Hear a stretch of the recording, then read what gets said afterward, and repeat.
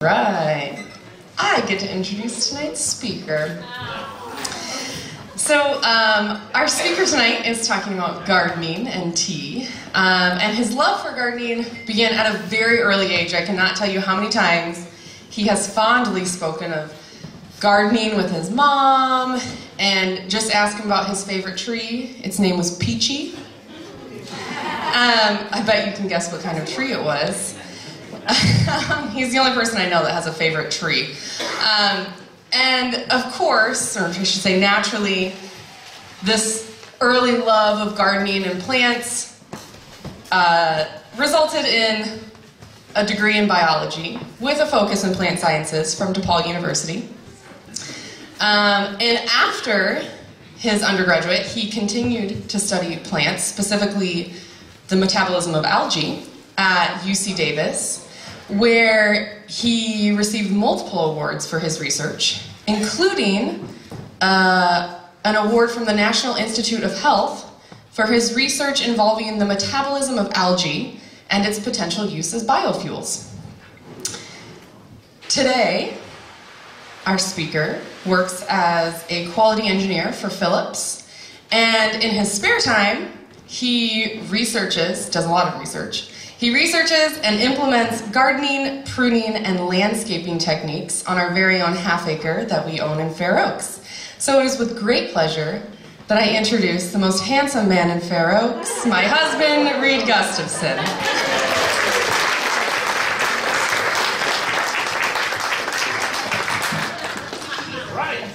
That's right. So thank you, everyone.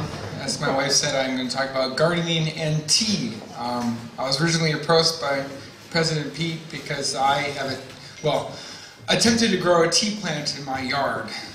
He was curious about that. I was hoping we could do sampling and all that, but we'll get to why that isn't true and we only have teapots on the table. But really what I want to talk about is why I started to grow a tea plant and why I got into gardening, which is really a lawn replacement. This is something you can do with your yard that is not grass. It's water saving and allows you to conserve, especially in these times of droughts in California. I'm originally from the Pacific Northwest, where we just don't really care about water. But down here, what I learned up there has become very useful. So what I'm going to talk about is gardening in small yards. Most people around here probably have a 2,000 to 3,000 square foot yard in your backyard or front yard. And the average household will use about 141 gallons of water a day. This is from Elk Grove, gave me the statistic. And 30 to 50% of that can go on your lawn. And of course, that's in high heat. If you want a green lawn and it's 110 out, you have to water almost twice a day, you will use around 70 gallons a day on your lawn. Whereas if you have a vegetable garden and replace the lawn, you will actually reduce your water usage by 66%. And so what this really allows you to do is have a nice, green, attractive space that's useful, that saves on water, and really cuts back when we need to. And in this day and age, we really need to be focusing on things like this. So Sacramento gardening, it's easy. It really is. As you all know, we're an agricultural hub. The USDA categorizes us as a hardiness zone 9B. And what this means is we have very long growing seasons. It's February, December. So you can be growing squash all year, lettuce most of the year, beans, tomatoes for most of the year. It's truly wonderful. We have very hot summers, but they are easy to deal with once you learn and understand what the heat means for the plants. And we have near constant sunshine. And what this means is your squash will grow like weeds and take over your entire garden if you decide to let them. We've had some wonderful harvests in the couple years I've been gardening here. So getting started, it's very simple. So just a simple 8x4 raised beds. If you want to take in the corner of your lot and make a very small raised bed, it'll cost you about $36 in actual hardware, which is the wood, screws, and supposed to secure it. Soil is very cheap at Home Depot, and seed and seedlings are also very cheap. You can go to the grocery store and buy seeds, or go to Costco and buy almost a half-grown tomato plant. And a small 8x4 raised beds will actually yield about 22 pounds of vegetables, which is always good to have. It's a it's nice when you're preparing a meal and you can go out back, pick your own vegetables, pick your own fruit, and prepare a truly backyard meal. So seed sources, as I said, grocery store. Costco last year had an amazing deal on tomatoes, peppers, and basils. You get to pick 3 and it was $9.99. They also sell a lot of herbs for the home cook who likes fresh herbs from the garden. They had wonderful deals. And then my favorite seed dealer is rareseeds.com. It's from the Baker Creek Seed Company based out of Petaluma. It's a wonderful company. They have a lot of heirloom varieties, which, as many of you know, is the expensive, fun colored stuff at the farmer's market. Those weird colored carrots, the funny colored tomatoes, those all come from websites like Rare Seeds. So this is part of my harvest last year. This colander of tomatoes, I probably had about 5 of these by the end of the year. And these are our squashes here. These lemon cucumbers, they look exactly like a cucumber once you cut them up, but they have a flavor which you can't get from the store. It's almost near impossible. And so this is really why I truly love gardening. Is you get a lot of color in your food, which I find with vegetables is very important to present a delicious meal as well as nutritious, but also it gives you a flavor that many times we're not used to anymore with the more modern varieties, the greenhouse varieties that are grown, which kind of can blend out the flavor. So this is why I enjoy gardening, besides, of course, the water-saving aspect this presents us. So we're going to talk quickly about how to use your space. This is actually a front yard garden. Back from Seattle, where I'm from, this is becoming semi-popular. In Sacramento, I've never actually seen a backyard garden around here. But what this person has done is actually converted a pretty small space and building simple 4x4 beds. This will probably be enough food to feed a family for an entire summer. This is a monstrous garden. But what it really shows is that you can take a small little corner of your yard and have a very, very fruitful garden and just have it in a tucked away area. And you can really start to hack away at the parts of your yard you don't use, the parts of your grass you don't use. Slowly take it away, replace it with something else, something that'll give back to you and save water and still have it looking very pleasant for you, when you're entertaining in the back. And although you don't need to eliminate all your grass, but just to slowly get away with that so you can meet our water conservation goals set forth by the state. And this is just another example. Again, these are very simple raised beds, very cheap to grow, and you can grow a little corner lot or a strip along the back. And as you see here, they have peas and looks like other beans and lettuces and onions. It's really easy to start, especially when you do just a little research or ask some Rotarians like myself. I'd be more than happy to help someone start a very small garden in their yard and then convert what used to be grass space into gravel and raised beds. Reid, what's the measurement of that? This looks like an 8x6. It's kind of odd. I'm not exactly sure. I just found this on Google. Yeah. It's square, so maybe it's a 6x6 or an 8x8. Yeah. And this is something I've actually started as a backyard orchard. And what I found is this is extremely low maintenance. So with this is about an 8-foot by maybe 2-foot box. And you see here there's 2 fruit trees. And they're planted almost 2 feet or 3 feet apart.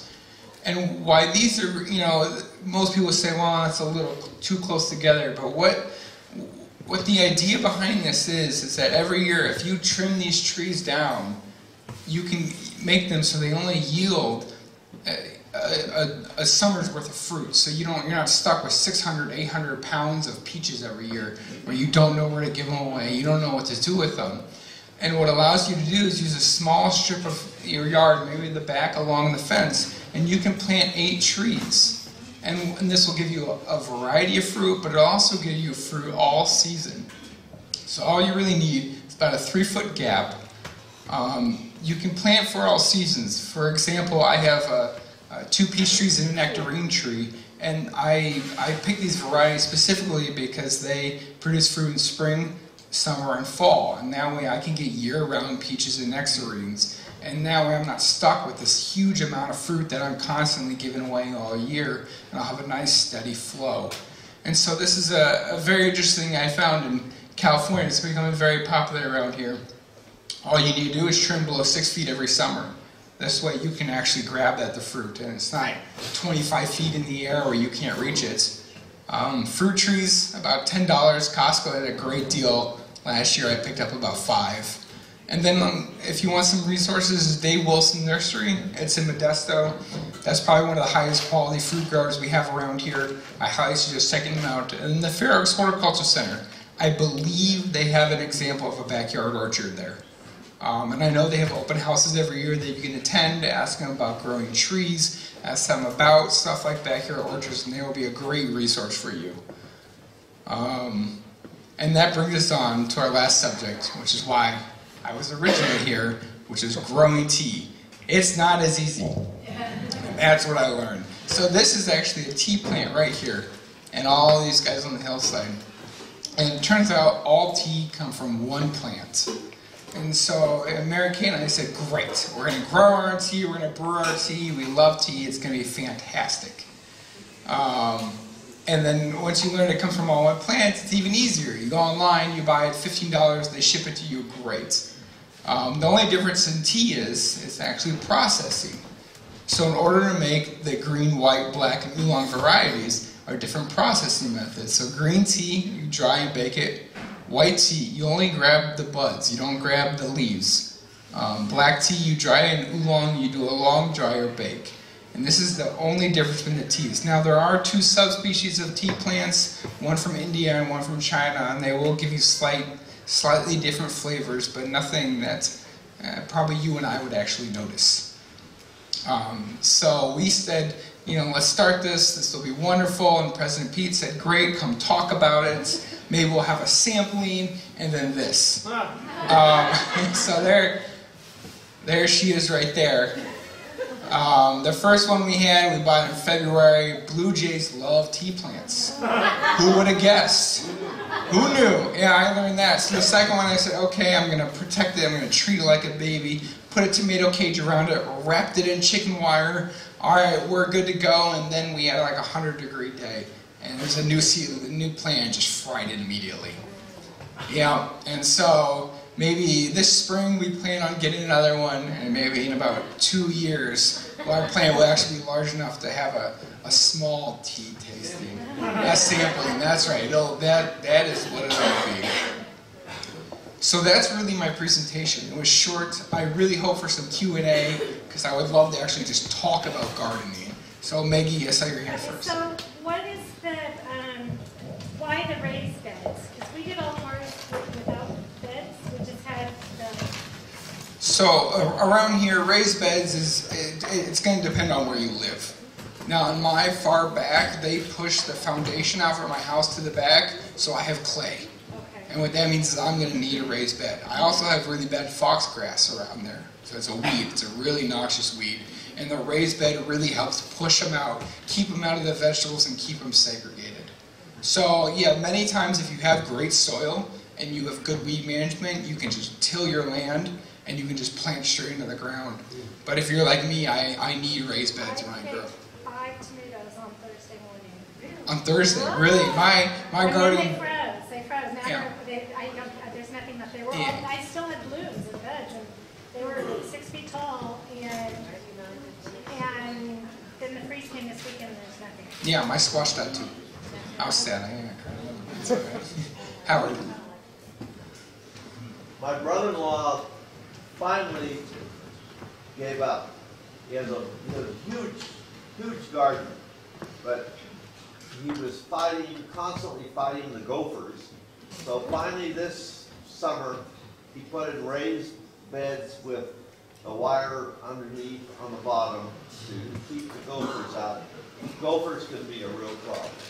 Yes, they can. So a little strategy against gophers, grew up with them, get a pack of juicy fruit, put a glove on so you never touch it with your oil, stick a raw stick of juicy fruit down that gopher hole.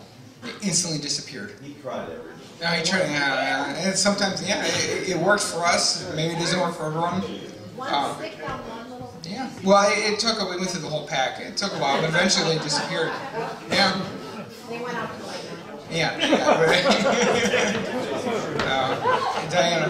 Well, you're saying that it takes less water to grow a garden than to water our lawns. Yes. So that's basically what you're saying. So if we were to say take out our lawns and put in vegetable gardens, conserving. Yes, so it was 66% is the general figure I found on the internet is what they told me. So it's a huge reduction. That's far more than the state of California has mandated. So it's a significant reduction. How about these, if you have extra fruit or vegetables, doesn't like one of these food banks or someplace you use that? I have no idea. They do? Okay, yes, the answer is yes. Hey, Joe. So we moved into our house in '93, and in '94 we built raised garden beds, about 3 of them. We had great production for about 3 years. We're in Gold River, so we had to have soil in the boxes. And then the nematodes came in, and we've never been able to grow anything since. What a nematode. What's a nematode? Little bacteria or little thing. Yeah, they're separate from a bacteria. A nematode is equivalent almost to a bacteria. It's a little, subspecies of its own. But yes, they will destroy your garden. At that point, there is a point. I promote organic growing. I promote, old variety seeds. But if you have an issue, we have the technology. Just go kill them.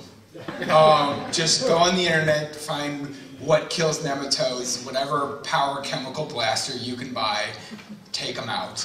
Because sometimes that's just the fact of the matter. Is you need it. There's something really nasty in your yard. You need to get rid of it. We put black plastic down to cook them for a couple of years, and then we planted marigolds. That was supposed to kill them. My brother-in-law has a farmer, and he had some caustic stuff. He said, "Don't dare take it in the car." So. Well, it might be. You might also have a fertilizer problem.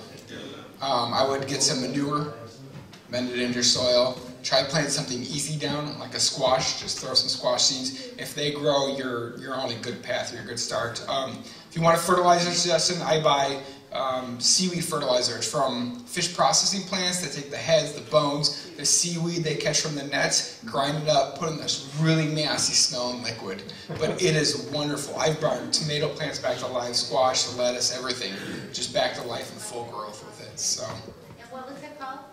It's a seaweed fertilizer is usually what they're known on. I actually just bought a container on Amazon. Any garden store, any respectable garden store should have a bottle around. You dilute it and spray it on your plants. What do you call it? A seaweed fertilizer? Seaweed. Seaweed fertilizer is usually what they're known as. Someone will know what I mean when I say that. It's usually from fish processing plants that produce this. So, Gus. Is the UC Master Gardener network phone number still active? I have no idea. I've wanted to join, but I know they're full on applicants for like 2 or 3 years. And part of their internship is they have to man the phones and questions, and that would have been a great question. I mean, a great issue for him. It would have been, It's a yeah. bio method for nematodes. But maybe I'm wrong. So I've wanted to join that network for a long time, but it's eventually when I have the time. So in the back. Do you have any suggestions on what to do about the deer? Deer come and eat everything. Deer come and eat everything. You can get animal pee, like wolf pee, spray it around your yard. That might work. It helped with my rats a little bit, but sometimes that'll. Fence and a gun. I don't know where you live, but a gun. Yeah, a body. Does the fish oil work as well as the seaweed for fertilizer? Yeah, it probably is the exact same thing. Probably when they say fish oil, they mean almost the same thing. So yeah. And would the gum work? I've got a nice sandy loam soil, and I've got flat flower beds plus raised ones, and I have moles all over the place. Yeah, try it. Will the gum work for that? Try it. That's my suggestion. I find with these moles in any digging, burrowing animal, just try everything, and then if everything doesn't work, go to the extent where you cage them off from below. It kind of works when my son comes home and brings his dog. Yes, we eventually, my mom got a Jack Russell Terrier, and if you don't know, they're digging animals so they can dislocate their back legs and go into the holes. And so it's fun watching them go down there and he chase them all out, and yeah. So. You can buy them on the internet, I forget what it's called, but it's a tube that vibrates randomly. I had a problem with moles years ago. I thought And I tried everything, flooding, gassing. This thing drives me crazy. What is it? Within a week, it's awesome. as long as I buy something that looks like a worm, and I make a little tiny hole and drop that worm in there, but if juicy fruit gum works, I'd say $20. So you can take, if you have extra food, you can take it to the food bank, or the food bank, but if you have like a whole tree, and you need, and it's full of fruit, there's an organization that's called Harvest, I have the name of it home.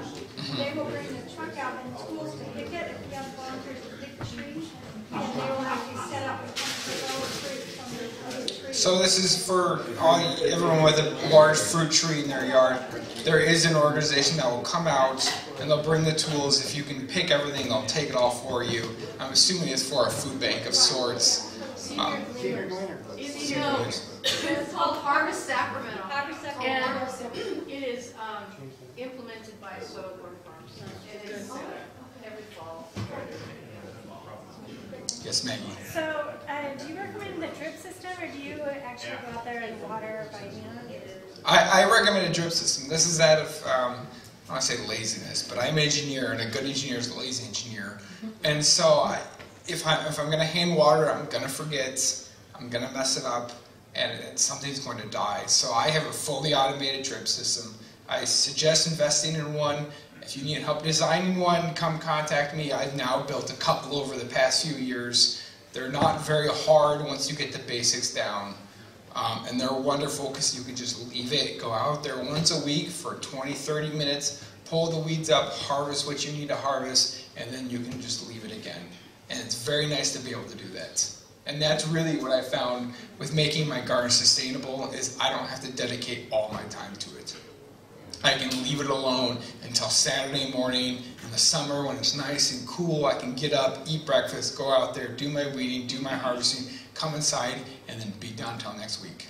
And that's what I really have found is the best part about not only gardening, but building gardens is I can sort of create a quasi-sustainable farm in my yard. Yes, Jeff? Reid, this last year, we believe this tomato plants are about 8 to 9 feet tall, and we got about 10 tomatoes off, about 6 plants. Fertilizer. Buy some seaweed fertilizer. That what I was talking about earlier. I would suggest I would suggest starting there. I've seen, yes, I had almost a similar squash plant that wasn't producing. I put some of this down, and then now all of a sudden I have 15 pumpkins. Okay. So that's where I would start. Past that, you're going to run into pest issues. So get some general organic. No pest issues. Well, ones you want maybe bacterial pest issues. So you might have to get some organic pesticides. Start there. See if a simple spray down and it might bring them back to life. Or you're not getting pollination. And that I don't know if you've. That's what I was wondering about the bees this year. It could be. My bees were fantastic, but I live in a neighborhood with large plots of land and trees everywhere, so I always have great pollination. 3/4 of an acre to acre lots. So. Yeah, so you probably have pretty good pollination around you just because they naturally hide in the little crevices of those large plots. Yeah, we live in an area where used to live in an area where the bees were verboten. And so went online and they suggested a little battery-operated toothbrush and stick those on the blossom, and we tripled the output. Yeah, what I'll do is I'll go in my backyard with a Q-tip, and squashes have male and female flowers, and I'll go out there and stick in the male, and go get the female and stick in the male, and go in there. So I'll walk around my yard, and yes, I will make my plants. But yes, it will. Your output will increase greatly. And then while on bees, a good alternative, if you've never heard of mason bees or orchard bees, they're a non-stinging bee that you can put in your yard that will go from plant to plant and pollinate them all. So it's a great thing. You go online, you buy a little kit, it's a wooden block with holes drilled in it, and they'll be naturally attracted to it, and your yields will go up greatly once you start getting this in your yard. Other questions for Reid? What do you think? Yeah.